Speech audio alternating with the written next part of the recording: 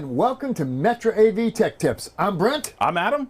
Welcome aboard. So Adam, what is this week's topic and what are we going to do about it? Okay, well this is part 2 of a 3-part series where we are talking about three. I'm old and arthritic. Well, three. There you go. 3. Yeah, you got it. Somewhere in there. Anyways, so today is the episode 2 of a 3-part series where we are talking about system design, not specifically about HDMI system design, because we did that a couple months ago. This time we're talking about just system design in general. And last week, thank you for that. Episode 1. Episode 1. Now, what we are talking about this time is the interconnects between them. Okay. Now, is this the cable or is this everything in the chain? Everything in between the source and the endpoint. Oh, there's that word again. Well, it's the best way to describe it, right? I mean, if you can come up with a better way to describe what an endpoint is, you feel free to do that. Other than saying display and amplifier, which I guess we could say, display and amplifier. You're right, because endpoint covers anything that's the end of the chain. Whereas input, I guess you could say input and output somewhere in there. But anyways, so before we get into that, though, of course, as always, everyone who's checked out the video today, thank you so much. Welcome to the show. If you have any questions about whatever it is that we're talking about, please feel free to leave them over in the chat section over here. Or if you're watching this after the fact, feel free to leave us comments down in the comment section below. As always, like, share, subscribe, hit that little bell notification, which is somewhere down over here, I believe, so that you could know whenever we do go live or upload new content, which of course is every Wednesday at 3 p.m. And every Friday at 3 p.m. except for next week. You are gone. Well, but there'll be something. There'll be something. We'll figure something out. Now, before we go any further, what are we up to in subscription now? Yes, we are up to just over 1,500 subscribers. So thank you. Thank you. Everybody who's put the word out there and shared our videos and done all of that, we want to thank you so much for doing that. And to thank you for that, one of the things that we're doing, of course, is we're doing the giveaway. Now, just like before, it's not this one specifically, this is the 80 meter. We are giving away the 15 meter still. So this is the new Velox EHV HDG2-015. That's the model number for it. So we're still giving that away, and the way to win, of course, is to leave us a comment in the chat section or in the comment section below over these 3 episodes for this series. So leave us a comment about anything at all. I appreciate it if it was something that we're talking about, but if you just want to say hi, well, now, see, we're I have okay a with request that. for another comment. Okay. Adam and the art department have been working on color correction and lighting for our studio. What we would really like to know is, can you see the difference? Does it make a difference? Yeah. And what we can do to make it even better for you. We've done new lighting. We've got some new little background stuff here, some color correction. What do you think? It's not ISF, but no, we're getting there. We're pretty darn close to it, anyways. Let us know what you think. Are we moving in the right direction? Does it look good? Is it looking better than it did before? Let us know. Oh, and check out the new hats, which will soon be available on our swag website. Yep, we've got Metra AV and the Metra Tech Tips hat. Tech Tips. This is the one that I actually wear now throughout the day. Anyways, so these will be available soon on the website along with the shirts. Yes. Yep, we're doing the Tech Tip shirts, we're doing the Metra AV shirts, although you're still wearing a Metra Home Theater shirt. Get with the times. Dude, I'm legacy guy. Man. Come on. Legacy guy. Now, speaking of getting with the times, before we go any further, I'm going to reiterate something from last week. Yep. Guys, product is in shy supply, not just from us, but from everybody. If you do not have the product in your hand when you're writing a quote, do not put down a model number, a delivery time, or a price, because it may not be available. Yeah. It's going to be probably a year, legitimately. We have gotten a number of emails in the past week from suppliers saying parts availability is suspect for 52 weeks. Well, and to be honest, to be fair, it's not so much that you won't get product in for another year. It's just it won't be back to normal supply until maybe by then. Maybe. Yeah. And maybe. Yeah. Are we sponsored by somebody today? No, but Legacy Guy's drinking a Legacy drink with real sugar. It's the Mexican Coke. By the way, returnable spelled with an O. and Spanish. There you go. Anyways, okay, so. But I'd love to get sponsored by them. Let's, oh man, could you imagine? Okay, so let's get to our topic of the day. But actually, no, before we get to our topic of the day. Now you're confusing me. Yes, I know. We have had a call It's been going on now for at least 2 or 3 days. I've been dealing with a specific person who has he's got an LG OLED. No, pardon me. He has a Sony projector. It's a 4K. It's a 695 ES. Which is a very nice projector. Yes, very nice. He also has the MX170 Macintosh system, Macintosh AVR, which is a beautiful AVR. I mean, to be perfectly honest with you, if I wasn't looking at the video portion of this AVR, it's a beautiful AVR. It really is. And then going into... It does have a very sexy looking feel about it. It definitely does. By the way, that has 4 HDMI outputs on it. I don't know if they're like matrixed or if they're just switched. I haven't gone that far into the manual to find out about that, but it does. And I did make sure during troubleshooting that he was on a good output. Anyways, he's got a Sony PS5, he's got an Xbox Series X, he's got DirecTV 4K. He's obviously he doesn't have our paycheck. No, he does not. Yeah, he's got a different paycheck. He's got an Oppo 203 Blu-ray player. I'm just getting more jealous as you go down this list. I know. Yeah, exactly. So, anyways, did he tell you what speakers he has? No, I didn't get that far into it, but we should ask him about that. As I'll ask him that in the next just to really rub it in. So, anyways, the problem that he's having is that all of the sources are working just fine, except for the Roku Ultra and the DirecTV 4K Genie. About 50% of the time when he switches over to that source, he doesn't get a picture. Now, it's still an ongoing problem. We're still working on it to see if we can find some kind of solution before needing to replace the equipment with a different brand or different model. However, what we're finding is that it's not a power problem from what we found so far by putting, or pardon me, an HDMI power problem. I'll say that much. The Oppo 203 and the Sony and the Xbox Series X push the heck out of the input. Well, and they all do great, and no problem whatsoever. So he had an AIO2 on the output of that device, of the AVR. The AVR. He also moved it from there to the output of the Roku and also the output of the DirecTV. Which is a smart troubleshooting. Yeah, now nothing changed. Now, of course, remember also with the AIO, it does have that Phoenix connector on it to control the hot plug interrupt feature built into it. So make sure that during troubleshooting, just put a jumper on that. He's in the chat.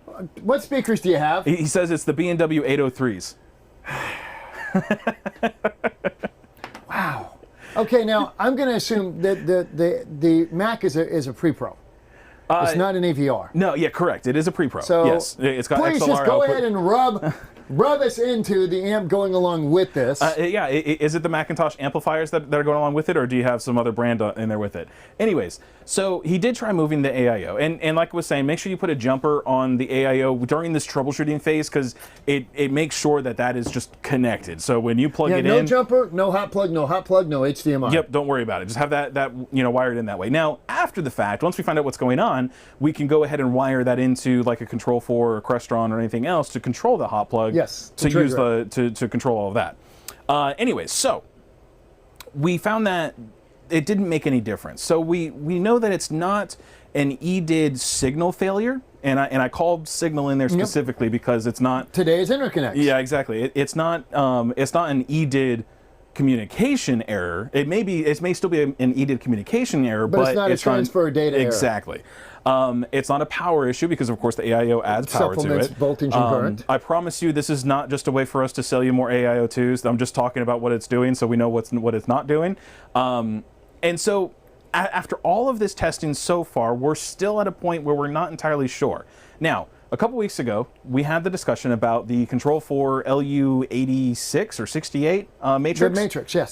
Going into a DNM 8K receiver, 8K receiver, and it just would not work. Period. So for me, it feels very similar to that there's maybe some kind of incompatibility going on. You and I talked after you got off. After I talked with you and got off the phone with him as I was driving, I remembered. I have actually taken several calls on this specific product. Yes. And one of them was a firmware update and resolved the issues. Yes. One of them, they had to replace the unit. Yes. But firmware updates frequently are your friend. And I'm actually writing something right now. Yeah. talking about power requirements for the active cables. Yes. But along with that, it discusses when somebody calls in what we do. You know, the first thing is let's check your settings, because frequently the settings of your hardware can kill you, because if you're beyond the next device in line or the display, Yes. I don't care what the cable's capable of. Yeah. The hardware's not. Yeah. So once we get through that, then we're going to ask you about firmware updates. Have you checked the firmware updates? Right. Because again, this is not something that's system-based. It's just things in the hardware or things in the firmware change. Lastly, we get to the hardware and the cable. Excuse me. Ooh, wow. I was going to say, are you all right? No, I'm going to... Yes. Okay. So, by the way, firmware updates are very, very important. It's Macintosh mono blocks for the amplifiers. Do me a favor, as always, if you are, you can find us on Instagram at AVTechTips. Do me a favor, if you have a really cool system like this, like the Macintosh with all their monoblocks and everything like that, take a picture of it and send it to us. If it's something we can't post, just say, please don't share this. But just let us have our audio porn for the day. It would be great to see that.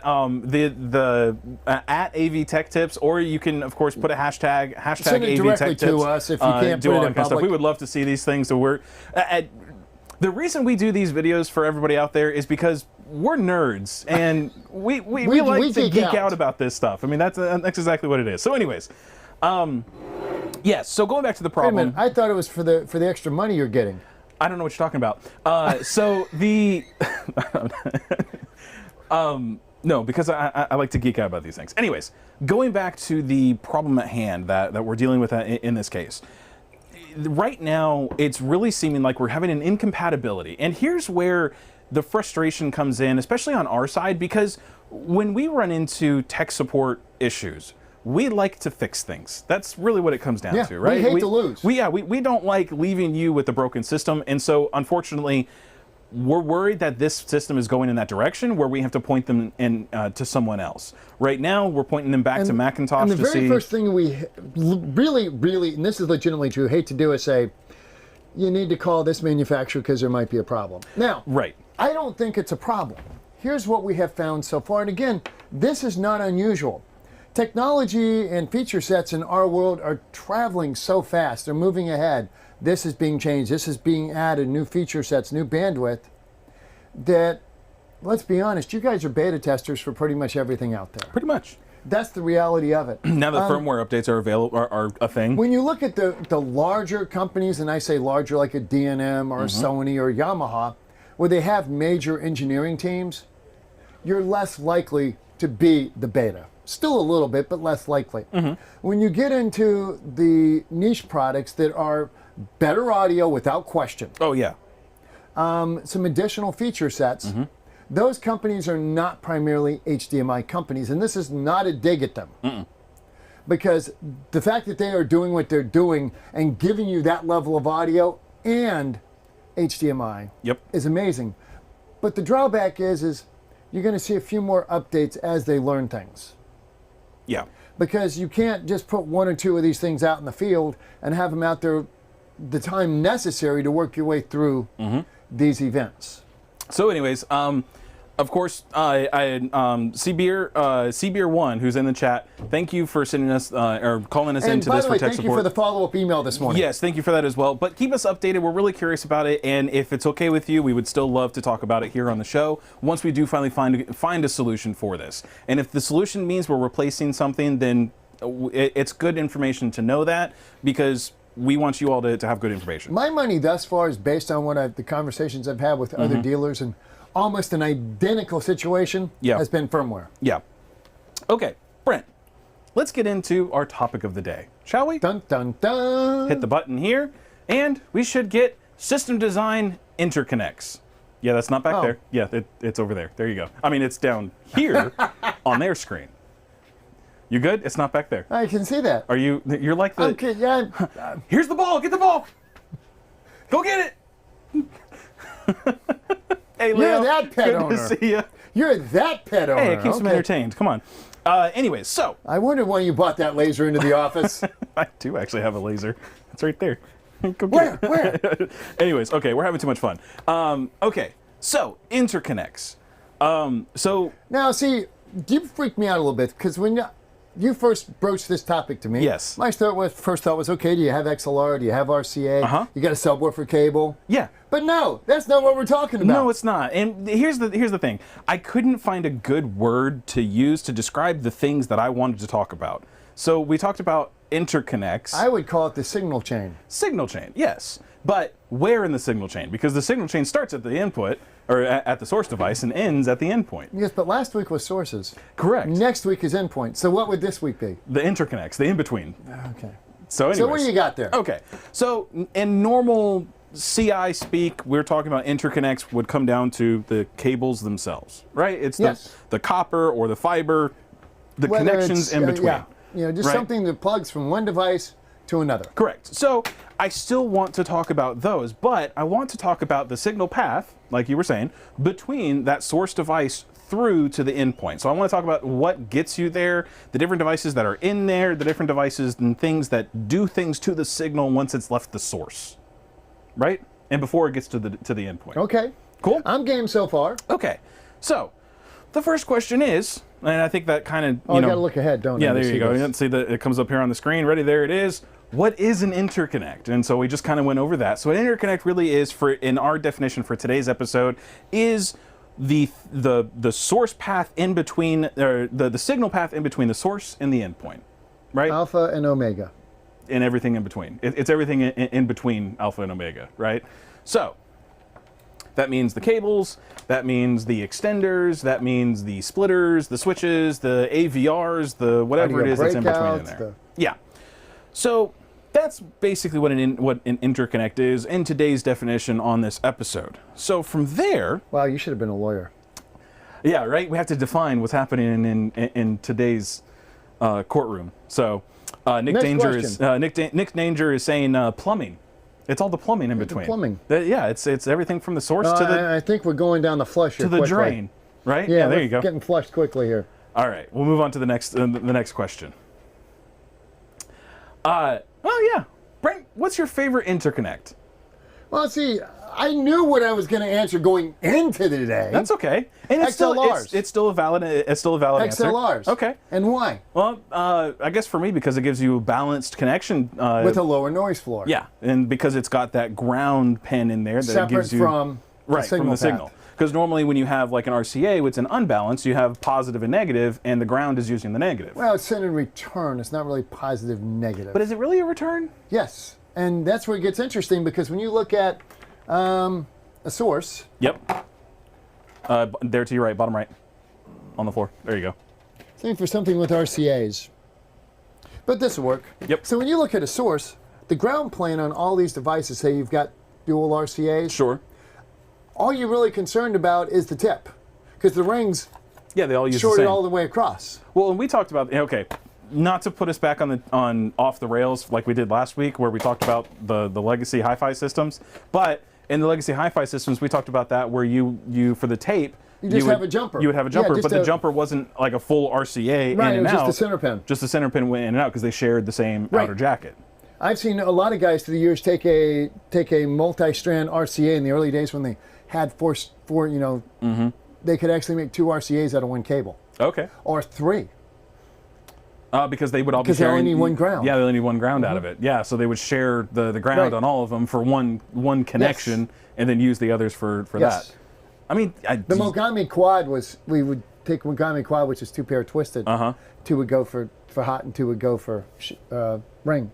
Tip and ring. interesting. But you could take a Mogami quad and turn it into three cables. Four if you had the drain on it. That's a little much. I mean, That's sharing a all the small same. cable. Yeah, I guess that's true. So, anyways, so But yeah, XLRs is my go-to when I have the option, Okay. whether it's digital or analog. yeah.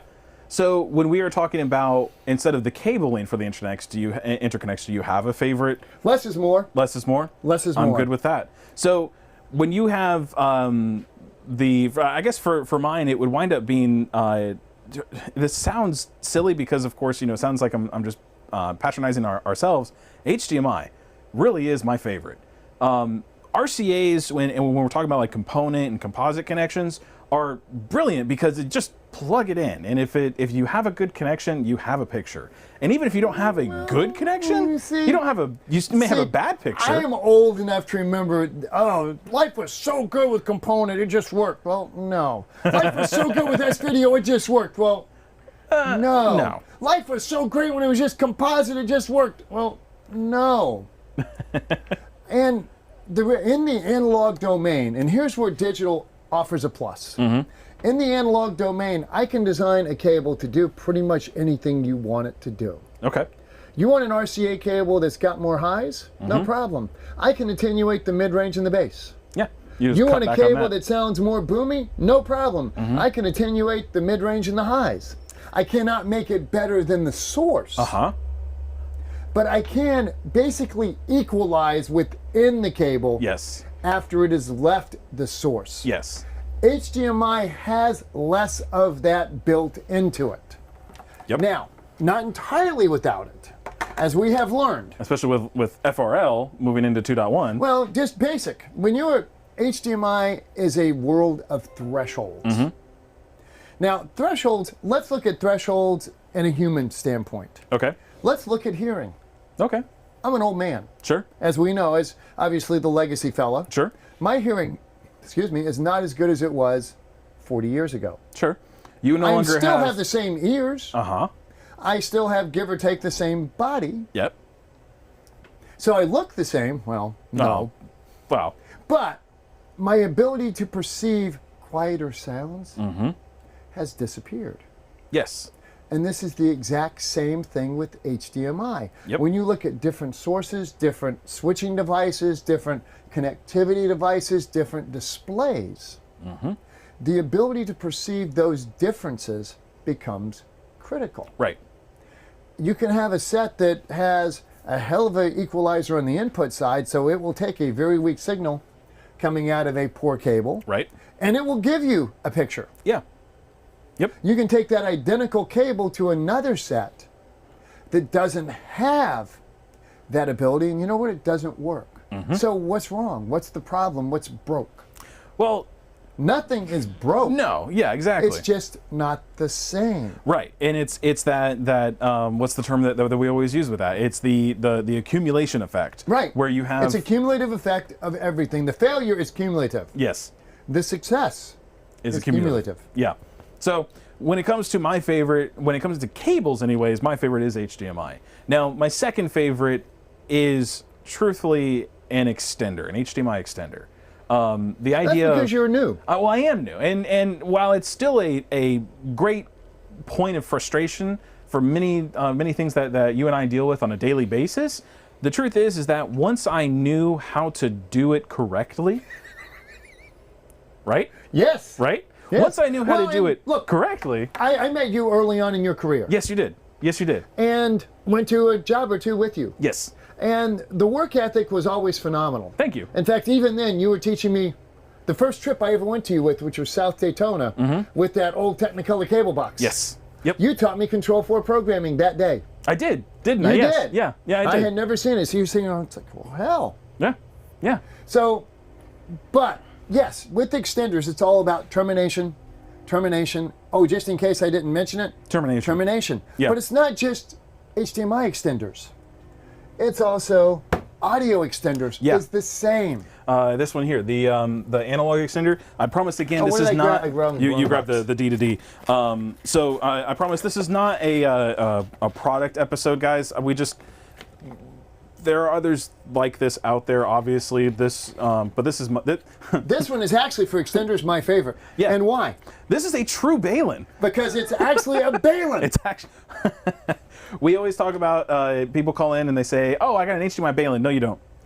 It's an extender. It's an HDMI extender. This is a true Balun because Balun is short for balanced, unbalanced. And so this takes a and by the way, it ends connection. with an N, not an M. Yeah, it's not Balun. It takes an unbalanced signal, so an RCA connection, and it sends out a balanced connection over a category wire. Which is why you cannot use a couple of the wires for IR. Yeah, this actually uses all 8 conductors. It uses all 8 pairs. It's not all 8, or sorry, all 4 pairs. I don't think it's all 8 conductors, but I think there's like 1 left over in there that's not doing anything. But essentially, this does use pretty much the entire cable itself, and you're going the distance of 1,000 feet, I think. 1,000 meters, 3,280 feet. Because it is balanced. Yes, it is balanced. Versus an unbalanced signal. Okay, so moving away from... And by the way, that is a unity gain product. Yes. Talk about unity gain. Okay, because I was going to put you on the spot. Sleazeball. I have no idea. That's why I jumped in there, right? Because I have no idea what you're talking about. Damn you. Okay, so when you're looking at any product, yep. Typically what you're going to have, anytime you have a connection, what do you have? Signal loss. Exactly. So there's no way around that. Mm-hmm. I don't care how much gold you put, how much unobtainium, what unicorn dust you sprinkle on it. Yep. Every time there's a connection, there's going to be loss. Even with a soldered connection. Yeah, even possibly more so. Even with a copper soldered a compression connection, fit connection right? is actually better than a solder connection. Heat welding is better than solder. Right. So what you've got to do in dealing with anything like this, while we're talking about this, let me know what your favorite type of connection. Look at that. I didn't turn my phone off. Let me know your favorite connection. Let me know your favorite type of connection over here in the chat section, or you can rag on me about not turning my phone off. And let me know what your favorite cable is. Let me know what your favorite device is that's in between. Doesn't have to be an extender. It could be like an audio breakout. It could be some kind of equalizer. It could even be an HDMI signal processor. Okay. Okay. So can I get back to Unity I'll Gain? put it back out there. Yes, go ahead. Let me know over here in the chat section. Again, don't forget that puts you in the runnings to win that cable. Okay, so continue. When you've got gain, when you've got connections, there's loss. Yes. There's no way around that. Yes. So the idea of a Unity Gain product is it measures the incoming signal. It looks at what's happening internally. Okay, we're going to have 3 dB, 4.5 dB, whatever. And it gives that additional oomph on the output. So what comes in is what goes out. What goes out. Right. Now, you would love to say, okay, yeah, it's got the same millivoltage, it's the same signal level. That does not necessarily mean the same signal quality. Okay. One of the things at some future episode when we get into high-end pre-pros, like the Macintosh, or as you get into the Anthems or the data sets, the guys that do the serious, yes, what makes them better analog-wise from a more, I hate to say run-of-the-mill, but run-of-the-mill AVR, sure, is the quality of the components in the chain. Yes. And all of that adds up to width, depth, height, and imaging. Yeah. So unity gain's important. You don't want to just, when you plug something in, you don't want it to go from this volume level to this volume level just because there's additional jacks. Right. It has to maintain the same volume level. Right. Now, a big change we've seen in the past couple of years, prior to you, is the change on impedance. When you look at an RCA input, a typical RCA input is typically, I say a typical, it's about 10,000 ohms input. 10,000 ohms, yes. An output can be anywhere from 100 to 600. It used to be 6 was the given. They're down to 100 now. Okay. Because it means they have to drive it with less current to make it work. So you still wind up... What is the most expensive thing in any product? So you still wind up with the same... input side. It's the power supply, isn't it? Right. At that point, so you still wind up with the same like voltage output, but you actually wind up with an easier ability to output that type of voltage, current, the current, not the voltage, yeah, the current, with a lower impedance. On the output. Yeah, it's not a lower ohms; it's a lower impedance. Well, it is ohms. It's impedance. It's resistance. Yeah. It's a measurement of resistance, is what it is. So if you're running a 100 output versus a 600 output, they can put a little bit smaller power supply in it. Brandon, did you see the comments yet? No. Steve Barrett says his favorite connection is the one between me and you. Specifically, me and you. What does he want to win? Specifically, me and you. What does he want to win? Let's see. Nick Danger says he is also an XLR stan for connectors. Speak-ons are also a favorite. Oh, ooh, speak-ons are very cool. Yeah. I love speak-ons. The whole locking system. Unfortunately, it's not a residential connection. It should be. No, it's not. And we used those a lot, like almost exclusively. Yeah, 'cause you came from the Pro world. Yeah, for Pro Audio. It's speak-ons are used not only for the audio connection but for power connection. Right. They have they actually have an Ethernet speak-on. I mean, the nice thing about a speak-on is A, you can't short it out. Mm-hmm. Yeah. B, any idiot can plug it in. You don't have to worry about. Let's be honest. Let's be perfectly honest about this. You're setting the bar just a little high. Really? I promise you that there's some people who don't know how to use the speak-on. If anybody I used to work over in Branson, Missouri at the shows out there. If anybody knows any of the guys that worked out there, you may know what I'm talking about. Anyways. Now, is this drug-induced stupidity, or is this just that's very real possibility. People? That's very real possibility because in the stagehand world, there's Not lots that there's anything wrong with being drug-induced stupidity, as far as you know. So when let's see, Nick Danger is also saying, but what I want to see for an internet device is an HDMI breakout that properly does 16-channel breakout. Now, you're specifically talking about something like an Atmos audio breakout? Or do you want to be able to make your own terminals? Or are you talking about being able, now if he was doing his own terminals, that would be 19 pin breakout. Well, I guess if you combine all the grounds, you wind up with a 16. We've seen people do that. Which you don't want to do that. No, you really because don't. You need to maintain across it. that balanced connection on the TMDS feeds. Yes, exactly. Let's see. Leo says that they sure do dock well. Now, hold on. Are you talking about speak-ons, or are you talking about Brent and I? Whoa! I'm just saying he put it out there. Leo! Let's see. Nick Danger says, no such thing as idiot-proof. There is always a better idiot. Moving on. I'm not allowed to speak anymore on that. There's a better class of idiot out there, darn it! There definitely is. Okay, so speak-ons are great. And actually, I may need to jump off the HDMI favoritism there and maybe say speak-on, because honestly, speak-on really is an amazing connection. And it's a great power connection. Oh yeah, it's great. Anyway, so and with these different types of connections, one of the things that we have to consider is, well, which do we use and which one do we pick, and how far are we going to go? How far do we go? You know, well, I guess that's part of the choice, right? Which brings us back to last week's discussion. Yes. Laying the system out. Yes. You look like you have another. Mike Noonan is gloating a little bit over here. His rack in his personal home uses speak-ons. I have seen pictures of this system. It's very nice. As you recall, we made. Is it up there? I don't know. Is it? Actually, he's using that. Yes. Yeah, he used this and he put his own. This is a piece that we made a number of years ago that allowed you to do really nice wiring.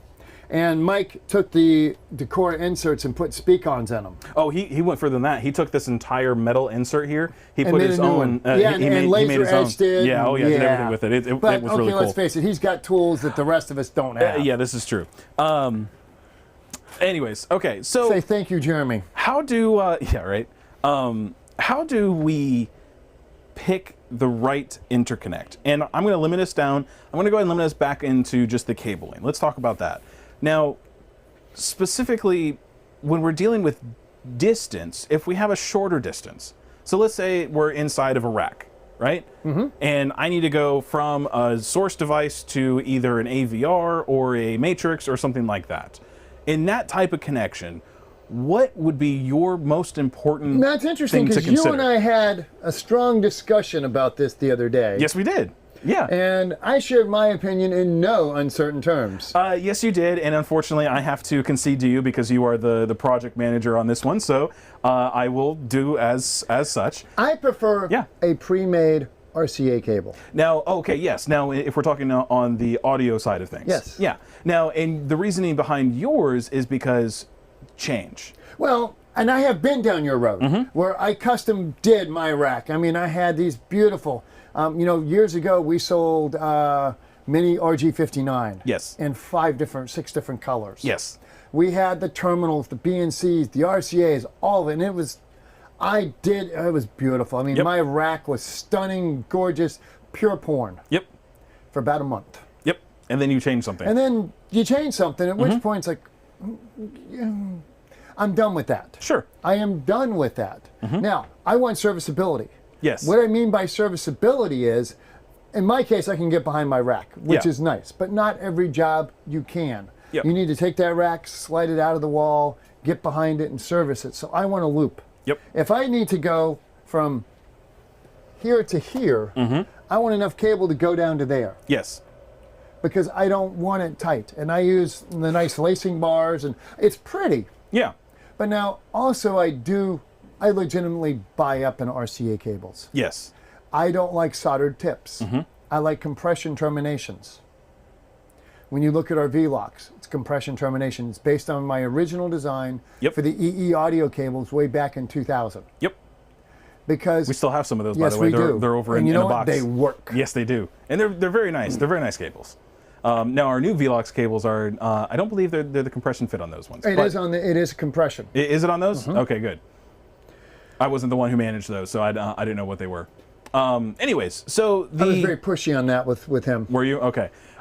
Okay, so then, in your case, you're looking for serviceability and ease of change. I also want my cable to have no effect on my signal. Yes. Remember what I said earlier? I can design an RCA to do anything you want. You want more highs, more bass, more mids. I can do that by eliminating or attenuating other things. Yes. That does not make a better cable. Yep. It just makes a unique sounding cable. Yes. My goal as a cable designer has always been to be invisible. I want my product to have as little effect on the signal transfer from source to display as I possibly can. It cannot be zero. Yeah. No, it can't. That's a black hole. Unfortunately, physics is not Doesn't allow that. does not allow that. Yeah. So you look at purity of product. You look at quality of termination. You look at quality of gold flashing. You can't get a solid gold terminal because it's not going to hold shape. No, exactly. Yeah. You can get a solid gold. It's just you don't want to use a solid No. gold. Yeah. So what you're looking at is to have as few dissimilar metals as possible, so you don't get dielectric differences. Yep. You're looking to have a compression termination. I prefer a coax to a twisted pair. Okay. Now it's funny because in car audio, I prefer a twisted pair to coax. In fact, I'm here to tell you, we did a show car Yep. in the early 2000s, Jeremy Carlson, Yep. and we ran the whole thing on Cat 5 Yep. and RJ45 terminations. I'm familiar with that. So actually, I believe Mike Noonan might even be familiar with that car. Well, the car was built here. Yes. It was the green Honda or Acura. Okay. That thing had Then the it's not the lowest one that I'm noise thinking floor of. I have ever heard in my life. I'm thinking of the Volkswagen. No. Yeah. Yeah. No. Okay. The advantage of twisted pair in the car audio world is the noise is generated differently Yeah. than it is residentially. Yes, correct. Well, the alternator noise, of course, is one of the biggest things to Right. deal with in a vehicle. Because We're of dealing course, with 60 cycle noise exactly. in the home. Yeah. Coax to me does a better job of rejecting 60 cycle noise. Yep. But you've got to do compression joints. Most people, when they build an RCA cable, you'll wind up with two solder points here, the tip and the ring. Right. So you've got the tip coming down, a little sleeve, and then a long Yep. arm down the side. Yep. So they'll twist the coax or the The outer pair, sheet. Yeah. right, and solder it there, and then they solder the tip in the middle. Yep. So at this point, what you have is a noise gate. Yes. Literally, it's a noise gate. When you look at the original EE series, the V-Lock series of RCA cables, it is a coax. The braid and the foil slides over the cylinder. The centerpiece is soldered. The braid and the foil then slides over the cylinder as compression. So it protects it all the way down. So you don't have that noise gate. Right. We have a comment. Okay, And this one is definitely a comment. This is not a question. okay. Steven says, life is better when Brent is invisible. Face for radio. I wish I could jump in front of the camera and say the same. I'm not arguing. We really appreciate you guys watching the show. It's just wonderful to have you here. If you're wondering, this is pretty much exactly how it is all day long. It really is. Except we get Stuart in with it too. Yeah, we do. Okay. Which is, when something actually gets to the point of production around here, Yes. I legitimately cannot tell you how much is involved. This is not a matter of somebody picking a China checklist and saying, oh, look, it's, can I get that and that, and can I get it in white? Uh-huh. That does not happen here. No. We have had a few They have knockout, been drag damn down. close to I violence. mean, there was There's been a few times. And it honestly It makes the products better. It makes the products better because we want you to have the reason that we fight about it is because we want Very good things out of it. and Yeah, yes. exactly. And then you guys call and we ask. Yes. And then we argue. Yes. See, he said. Yes. Yes, exactly. Okay. Thank you. So when we're talking about picking out the right devices or the right interconnects, and again, cutting it back to just the cables themselves, one of the things that you have to consider is just there's a couple things that are involved. Of course, we have personal preference and company cost of gear company preference, because some companies have a preference that have been built on a personal preference in a lot of cases, but in a lot of cases it's just because That's who they buy. It's who they buy, and it works. Right. And they've never had a problem And they with don't it. change it till it doesn't work. Right. So in those cases, it's a good thing to have that. We've talked in the past about having a book that is for every installer. These are the standards of our company. You use 568A or you use 568B. And that's don't use decided. 568C. What would that be? It doesn't exist. I was going to say, I kind of want to make it now. Anyways. Ooh, good question, Actually, Leo. our original extenders were blue, brown, green, yeah. orange, stripe, leads, solid. Okay. Blue, brown, green, orange. stripe, leads, solid. Stripe leads the solid. Okay. That was our Interesting. original Made in America extenders. That was the dual, Yes, it was. dual RJ45, right? Yeah, okay. Anyways, Leo, you've got a really good question, and I'm going to get to that actually, so we're going to talk about that. But have that book that says, okay, when you're inside of a rack and you're needing to go this distance, if you build beautiful racks and you do you cut to length and that's just your style, go for it. That's my style. I like that a lot. If really? you'd like Because to I've have, seen your racks. would I have the patience and the time available to do it that way? Anyways, don't look at the rack behind me. So if you don't look at that rack either. Again, when I have the time and the patience available to do it, when you are able to or have that book out there, because that's something that it lets your technicians know what it is. Zip ties versus Velcro. These are things that you can go ahead and put out there. Velcro. Zip ties. We've had this argument We too. have, yeah. You're Coke, I'm Pepsi. You're Crestron, first off, I'm you're just Control wrong. 4. So, anyways, all that to say, have these out there. These are good things for you to decide ahead of time. Have the other resources out there, like the network map. Those are things that you should have out there as a which thing. you have discussed in previous episodes. Yes, exactly. Lay out a company address plan. Yeah. So for me, whenever I'm working with an RCA inside of a rack, if I have the time and the patience available to do it, I like to use things where they're cut to length. Yeah, been there, done that. Yep, and I can appreciate, and I feel that you can appreciate my direction with it as well. Been there, done that. Yeah, exactly. It's beautiful. Yeah, and I can appreciate where you're coming from, especially with the take people. the rack that we've worked on together. Yes. How many changes have happened since that rack rolled into position? At least 10. And how many of the cables that were laid in when you did that spent the time doing it all here? How many of those cables are still valid? At the moment, they're all still valid, but they're at the moment they're not where they were to begin with. I will go along with that. Okay, so we're gonna jump over to Leo's question because he's got a really good question. Okay, Leo. He says, connection aside, what materials make differences, both in the conductor and in the shielding? Copper. High purity copper. Yep, OFC, high purity copper.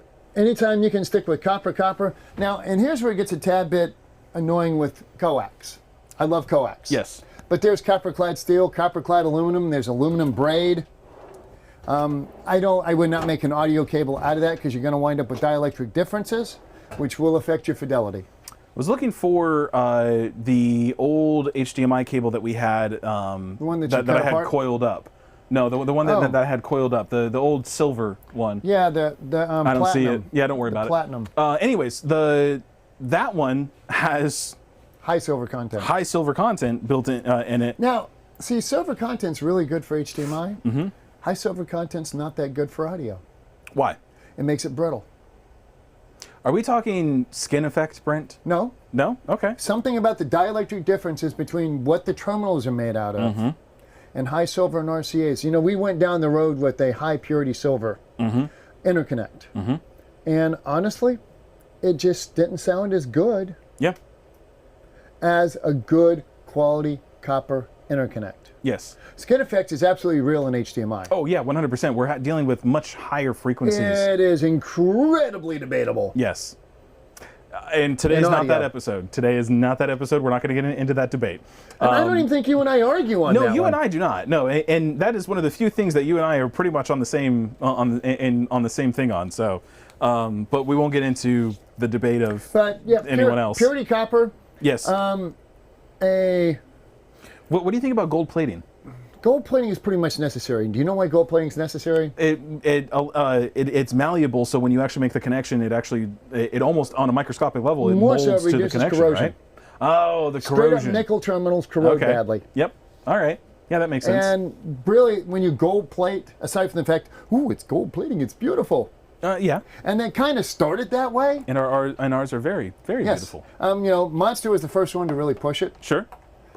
And before that, they were either nickel or just essentially an unpolished pot metal or Right. nickel. Well, and props where props are due. So Yep. they if they did that, And it it worked turns well. out that the gold in and of itself is not a superior connectivity point. No. What it is a superior anti-corrosive point. It's a conductive insulator, basically, Yes, is what it is. It's a much better way, Yeah. just because of the corrosion, to make your terminals. Yeah.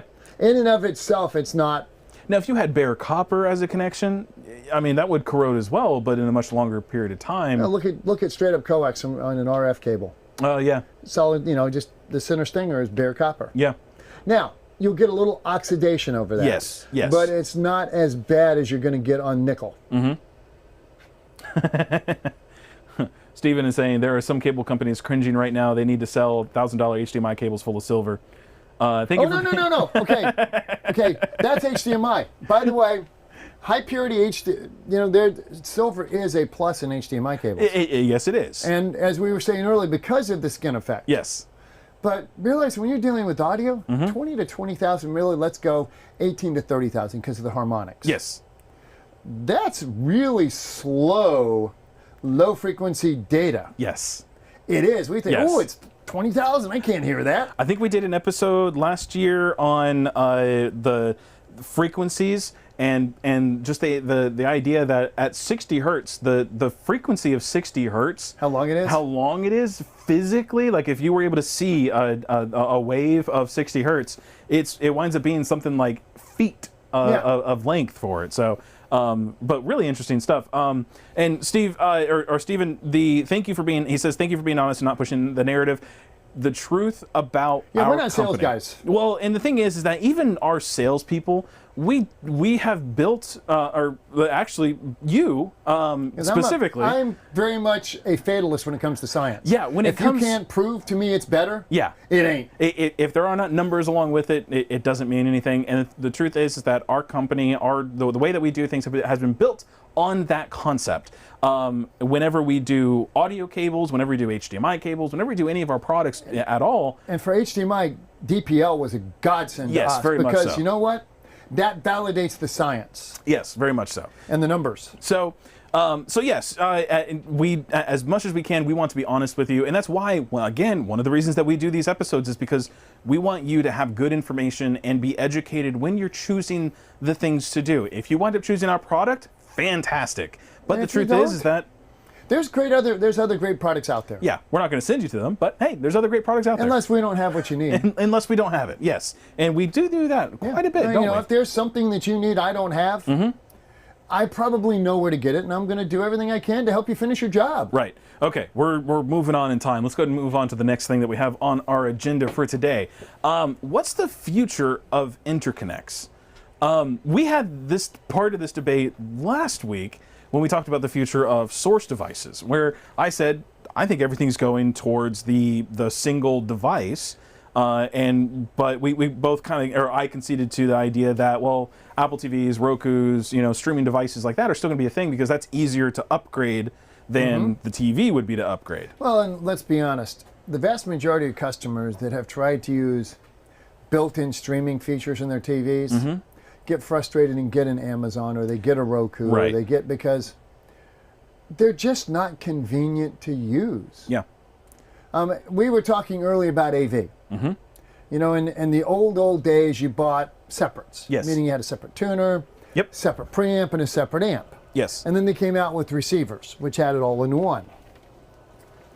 Then you started getting the things from Panasonic, Fisher, Sylvania, where you also had an 8-track or a cassette deck and a turntable all built in the same box. Yes. It became more convenient. So you would take it out of the box, you set it on your counter, plug it on the wall, you plug in 2 speakers, which are RCA terminals in the vast majority of these. Mm-hmm. You were done. Mm-hmm. Now, is it hi-fi? Probably not. No. But is it adequate for the vast majority of people who purchased it? Yes, it was. I mean, let's face it, Bose didn't sell a lot of speakers because they sounded great. They sold a lot of speakers because the people that bought them thought they were okay. Yes. So when we talk about the future of interconnects, really one of the things that you and I have heard this a lot, but Brent, everything's wireless now, right? So and this is extremely unfortunate because the truth is that, and not even talking about a hi-fi system, not even talking about a $10,000, 5.1 or 5.4.1, 11.2, whatever it is. Even at a high-end system like that, those aren't the only things that require a hardwired connection. You look at any kind of speaker system that's out there, except for like a Sonos or a sound bar that has wireless back speakers. I think Atlantic Technology has a wireless 5.1 now. Well, and the thing is that those still need to be plugged into power, or they have to have a battery that has to be charged every now and then. Or connected via HDMI or somehow to the... The thing is that good quality copper wire is still the way to go. Especially when it comes to things like a speaker wire, especially when it comes to things like a copper, like an RCA connection, and like we talked about last week, source devices are still going to be around, and okay, I'm that's just kind of the truth on that. on the spot here. Yep. What's the most important thing for speaker wire to know? Are we talking? What's the most important thing to know? You've got what makes one speaker wire better than another speaker wire? How much copper's within a certain distance. Pretty much. Yeah.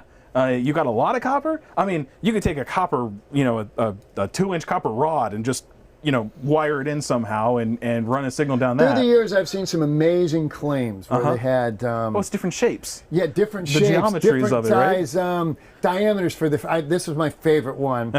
A large brand M. In the 80s, sold speaker wire that had different gauges for different frequencies, but no dividing network. Yes. Yeah, exactly. Yeah, no. Okay, Steve Barrett is saying, Brent, check out Analysis Plus Incorporated in Flushing, Michigan when you get a chance. Speaker wire and et cetera. Stephen Rodner says, have you seen the fiber optic devices being powered by the light coming through the cable? Yes. With HDMI being such low power, that it could be a great solution. HDMI is kind of not low, it's kind of low power, but it's still very susceptible to power. Here's the problem. The power that's feeding it from the source in the display, from the display, they're putting the smallest power supplies they can get away with, so there's no headroom. Well, and there's so much signal loss or power loss when you're running over fiber that it may one day be the way that things are done, but right now we're nowhere near that because you lose the transference of power to light and then back to power is nowhere near what it should be. In order for it to become a reliable thing. But yes, there are a lot of like universities and stuff that are testing all of this, and really cool stuff is happening with it. We did an episode on fiber a while back, and that I mentioned that where it was they are working on that thing They just have to have a more efficient photonic receiver. Yes. Nick Danger says Bose, the MP3 of speakers. No highs, no lows. Okay, so there is a value to the MP3. There's a value to the Bose system. We rag on them. There's a Bose to Sonos. There's a value to Sonos. It's not hi-fi, but it has its place. Exactly. And here's the thing: we rag on them a lot, and the truth is that they should be ragged on in certain circumstances. MP3 as a format should be ragged on every now and then, but they have their place, and their place is How many times do you go to McDonald's, Wendy's, or Hardee's? Yes, exactly. And that's exactly what it is. Yeah. It's convenient, it's easy, and let's be honest, the majority of people don't know a difference. Happy. Yeah, they're happy with it. Is it hi-fi? No. Is it video fidelity? No. Yes. Okay. Leo says, all of this is great, but it comes down to the gear. How good are the connections there? Will a $10 or $100 really make a difference? It can. Yes. It's not guaranteed to, and he's absolutely right, what Leo's saying. Yes. If I go out and I buy a $100 AVR, Yep. and I go to Sam's and, well, you can't buy speakers at Sam's anymore. Grab the CD, the Parasound CD player. Okay. So, here's the thing. You were going on. I know where you were going with this, but the truth is that this CD player, this Parasound CD player, how much was this when it first came out? I have no clue. Hundreds upon hundreds, or thousands, maybe? No, it wasn't thousands. Okay, hundreds. I'm gonna say hundreds. I'm gonna say $4.99. $4.99. Okay, so $500. You spend $500 on this Parasound ZCD Silver. I could be wrong on the price, but Yeah. Well, let's go with $500. That's a good price point. You go with $500 on this here. This CD player also has a DAC built into it, so you can send it. No, I'm sorry, this does not have that. Video out, analog out, line. It's got line in, USB input. There it is. So it's got a USB input for MP3. So this does have a DAC built into it. Of and course, it's a pretty good DAC. You know, we're not Parasound. We're not shilling for Parasound, but no. Bob, Use this as Bob, an example. the guy that designed this, Yes. Yeah. is very, very, very, very picky. Yes.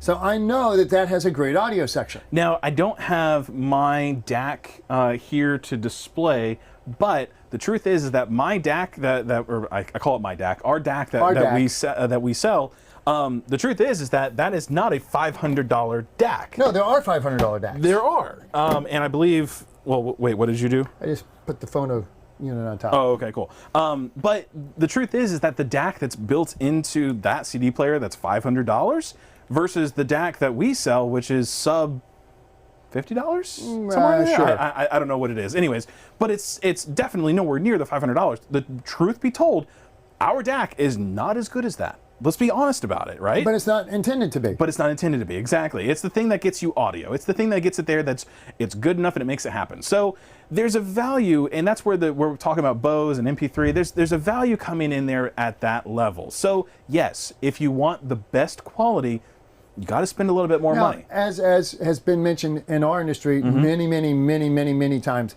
there is a decreasing return for dollars spent. Yes. And when you're spending your early dollars, the return for dollars spent is pretty strong. Yes. Then you reach a point where you got to spend I was going to say, yeah. whole lot more money for marginal improvements. Yeah. A copious amount more. Yes, you had just saved me. A copious amounts of cash Yes. for the minimal gains versus at the bottom end, and we'll pick a value. Let's say you buy a $20 phono preamp. Yep. You know, because you just bought it off of the internet. Yes. Or you buy a $500 phono preamp. Yes. I can promise you the $500 preamp blows the doors off the $20 one. Yes. Now you can also buy a $5,000 preamp. Yep. It's gonna do really, more, really good, but how much more than the $500? You have to look at everything else in the system. Are you going to put that on a $300 turntable and a $100 cartridge? You better not, because at that point, the 5,000 is really irrelevant. Yeah, exactly. You really need to look at where the bottlenecks are when you're at this point before you jump up to that point. Right. Make sure that everything else in the is chain. moving together, right? Yep, you know the classic, there's no reason to put $1,500 worth of tire on a $200 car. Steven Bronner says voltage Hey, drop. Steve. Voltage drop is for him is the most important thing to watch for in speaker wire. Distance and signal loss, right? For voltage drop on that, right? Copper gauge. Yep. And purity of copper. Yeah. So as long as you got a good And gauge by the way, of copper. strand count's not near as important as purity of copper. Yes, Back correct. in the 80s, the Brits were a firm believer in 12-2. Now, when I say 12-2, I'm talking Romex. Yeah. Yeah. Now, it was very expensive Romex because it was high purity copper. Of course. Yes. But it was just Romex. It was power wire. That's all it really was. Let's see. ESCTX is saying system is only as good as its weakest link. Yes. And that's where the interconnects come in. See, that's the problem I got, guys.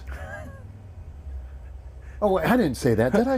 You didn't gesture in that No, general I didn't direction, point did at you? you. No, No. anyways. You must be talking about somebody else over there. Yeah. Anyways. Oh, look at that. We're at an It's hour. 4 o'clock. Okay. Let's keep going because we have some good some good Okay, questions. keep going. Okay.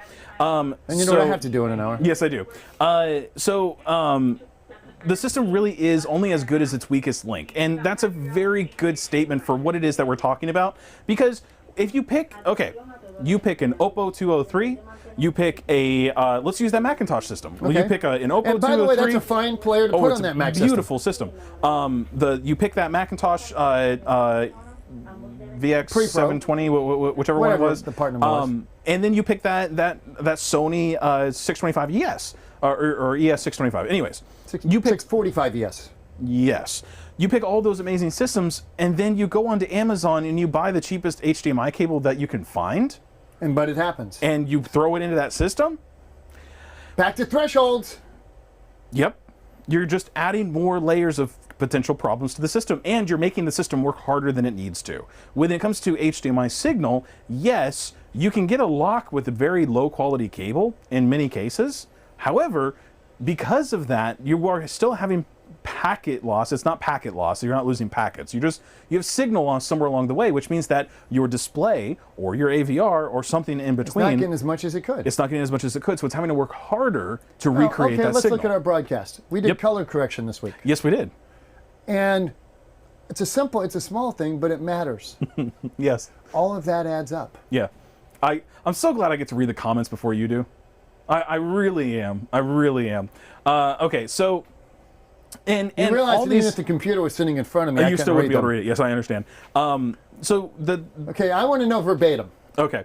We got Fatonia. Hey, Fatonia. It's good to see you. Let's see. Oh man. Okay. Great. Okay. Let me back up. Okay. Steve Barrett says, on an ending note, how long have both of us worked at the company? 22 years. 22. For me. Yeah, for 22 years. I have been here. I started this. Yes, you did. You were brought in and you worked to work on his house. Yeah, to work on the owner's house, and then it was decided in 2001, if I remember correctly. No, it was decided before that. Okay. But 2001 was the beginning officially of Ethereal. Okay. So before that, we decided that Metra decided that we would start selling home theater equipment. Called Tsunami HT. Tsunami HT? Oh, home theater. Okay. And then from there, it moved on into Ethereal in 2001. And then up and through there, and a whole bunch of backstory throughout the years, and now here we are, giving good information. You've been here 3 now? I am 2.5. I have been here for 2.5 years. I've been in the industry. By the way, it's been a long 2.5. It's been a long 2.5. Believe me, it's been a long 2.5. And it's not just because I have to put up with you long 2.5. It's because a lot's happened. Well, let's be honest, a lot has happened in the past 2.5 years. I like to think a lot of that is because I bring a lot to the team. But anyways, moving on. But I've been in the industry myself personally for 6 years? 1975. Is that how long you've been in the industry for? Yeah, so you've got, and that's where a lot of your, especially the hi-fi stuff and your automation and your relays and everything, that's where a lot of your knowledge comes from, right? There was none of the stuff that we have now. Yeah, exactly. You couldn't go by Crestron and Control 4 or RTI. Let us know in the comments or in the chat section how long you have been in the industry. Yeah, who's here longer than me? Yeah, let's see who's been around longer. There's not many. I will say. I think there's probably more than you think. You think so? Yeah. Okay. Mitchell, who last week said that he was in Paris, or the week before. What is it with everybody just rubbing our faces into our lack of he says hi-fi and travel and? He's watching from Italy today. What do you want from Italy? I tell you what I want. I want a pristine copy of Rodillo, Italian Soul on CD. You got that, Mitchell? Can you get that figured out for him? All right. If you don't know Rodillo, look it up. It's great. So, I think we're at the end of the conversation Any for today. More, I think let me see if I got no other questions have come in so far. We've got Faytoni in the chat section, of course. Last one to talk about. How do you troubleshoot? I know this one is actually this is a tough one because we don't know the chain at this point. Exactly. So when you how to troubleshoot interconnects, it's really difficult to do this without knowledge of the system. Okay. I called you the other day. I had a dealer call me. Okay. Trying to trace down a problem. We have 5 minutes. Go. One speaker was working, the other speaker wasn't. Yes. All throughout the house. Okay. So what's the first thing we ask a guy to do? What tool does he have to have on his truck? Voltometer. Exactly. Yeah. I said, check impedance because we need to see what's happening. And with the voltometer, yeah, you can start to trace down this problem. If you don't have a voltometer in your kit on your truck, not in the shop, Not in the house, in the garage. It's got to be on your truck. And a battery. God, have a toning wand, a tone generator, and a voltometer with fresh batteries. Yes. That's how you start. Yes. Yep. For me, it was always those items and a pair of side cutters and a screwdriver that had a multi-head on it. So that... Yeah, 10 and 1. Yep, 10 and 1 I would multi-head. also very much recommend the 110-volt socket tester. Because sockets can absolutely destroy your hi-fi. Or a pair of linemen's, or not linemen's.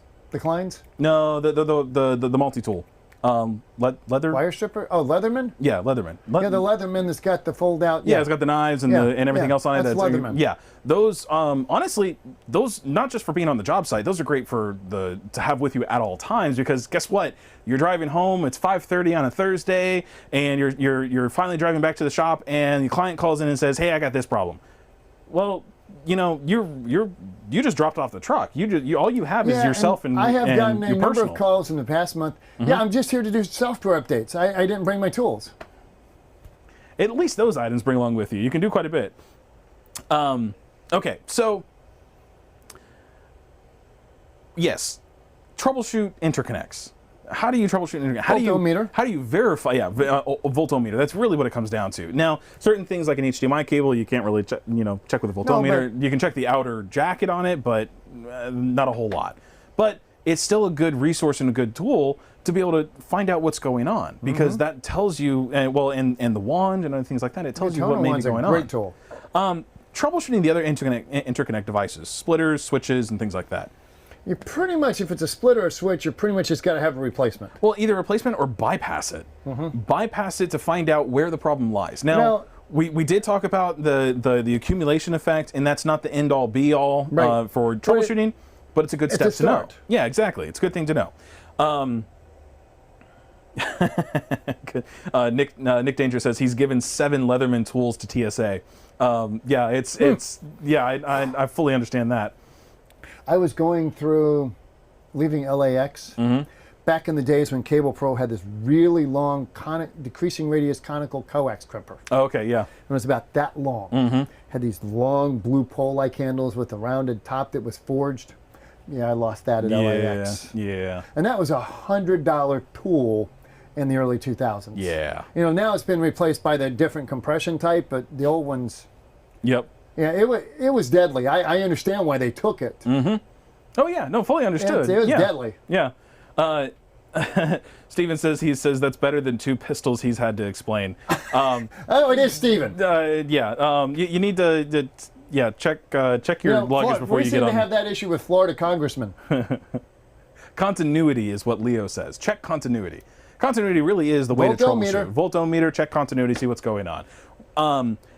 Long HDMI cables. Have an extra HDMI cable with you that's of decent length that you know works at a certain bandwidth. Always have an extension cord with you, because we've discussed it many times, but power can be a big problem. These are ways to troubleshoot. We have an entire troubleshooting episode that we talked about. Gosh, I think it's time to have another one. I think it may be, because it's been a year quite and a a half. while, at least that long, yeah. We'll do That's another when we're in the troubleshooting studio. episode. We will do our hi-fi episodes, and then we'll do another troubleshooting episode. Okay. Guys, thank you very much. Yeah, it's been a great episode. We've gone probably the longest we've ever gone in an episode. I think we're up to, a long time right now. If you have any other questions after the fact, please leave them down in the comment section below, or you can reach us, of course, directly. I'm at adam.rogers@metraav.com, and Brent is at brent.mccall@metraav.com. We have direct numbers now. 386-202-6137 is for you, and 6132 is for me. So feel free to call us directly, shoot us an email. Everyone who has done that already. Send me pictures of your hi-fi. Yeah, send us pictures of hi-fi of the systems you're working on now. If it's a rack system, if it's a hi-fi system, shoot us your tech support gore pictures too. Those are always fun. We love to see these things. And look, we won't share them if you tell us not to. Yeah, but if we're allowed to, let us know. Real quick, Fatonia says he's been a prosumer / enthusiast since the mid-'70s, and he started at a Radio Shack franchise in March of 1986. Where? I think he's over in the West Coast. Okay. Because there was on the East Coast we had Laird's Electronics, up and down the East Coast in Radio Shack. Radio Shack bought Laird's in like 81, 82. Yeah. So, but as always, guys, thank you so much for checking out the episode today. Again, as always, if you have questions, either leave them in the comment section down below, or you can reach out to us directly. We're happy to talk to you about system design. We're happy to help out during system design process, or even after the fact, after everything's already been installed. You can give us a call and we can help out with a lot of things. Now, this coming Friday, Adam's going to be running the after show on his own. Yep.